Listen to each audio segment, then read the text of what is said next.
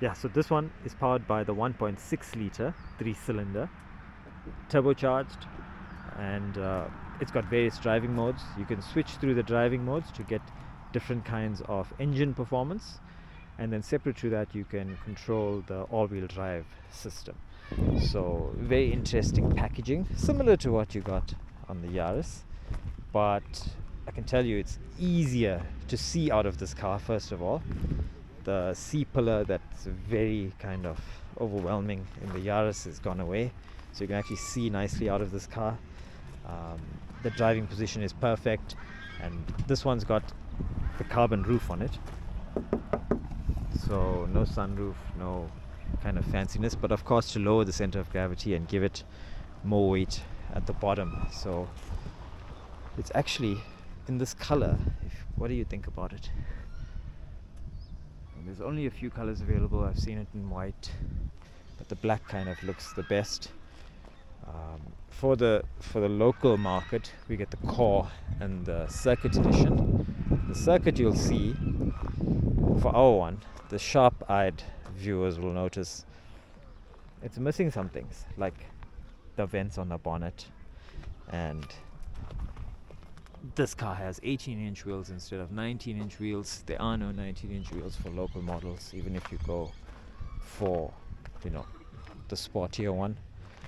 Fortunately, you still get the triple exhaust setup, which is very nice. They've got this wide opening for the front, for the middle one, and then these smaller, I would say, tips on either side. But a nice diffuser style rear bumper. Doesn't actually generate any aero effect, but a nice look to it. And then the more sharp-eyed viewers will notice that it doesn't have the big wing on the back. And if you go on the inside, we'll go from here, you'll notice a very nice interior setup. You've got your digital instrument cluster, a touchscreen audio system, most importantly your 6-speed manual, and that's how you would select your drive mode in terms of traction.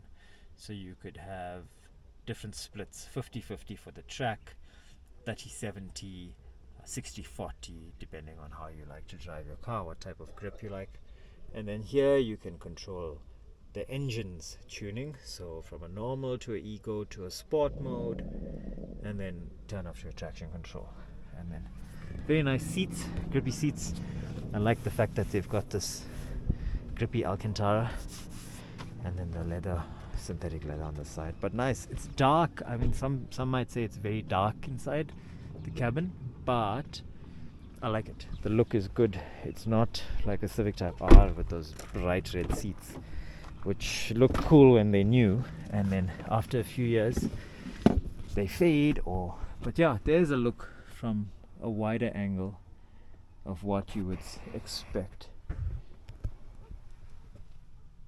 and it's very nice. You've got the wireless charging there at the front as well. Great seats at the back, comfortable, although legroom can be challenging for taller passengers. And that's similar Corolla styling that we've been used to now for a few years, but nice and aggressive. Very nice execution up front. The way they've widened it with just the right amount of trim for the track that's been widened and all of that. And yeah, you can say maybe Toyota took out too much spec in the car, inside and out, considering the price of it. But if you consider the price point, it's still coming in well under the prices of something like a Golf R or Civic Type R. And I rate that this is one of the best hot hatches you can buy right now. If you're looking for something all-wheel drive, I mean, why spend more than you should for a driving experience that's just going to make you smile all the time. All the way out here, I had the car in, I would say, sport with the 30-70 split for the drivetrain, and it was absolutely fantastic in terms of how you were able to turn in, get on the power, feel the car kind of grip onto the road and then just power out. There was never a chance where you thought, oh, this thing is going to let go. There's a slight amount of understeer if you carry too much speed in, but that's this car set up for the road. But you can really, if you want to, find some slippery surfaces, maybe a slight gravel road or something like that, where you can get the back loose without abusing the car. You'll start to see what's so special about it. It's how everything hooks up. The engine, the gearbox, the manual shift, everything comes together so nicely that if you were blindfolded and you were taken to the car and said, "Here, drive this thing," you'd probably think you were in some kind of WRX STI or some kind of Evo or something from back in the day. It's got that feel.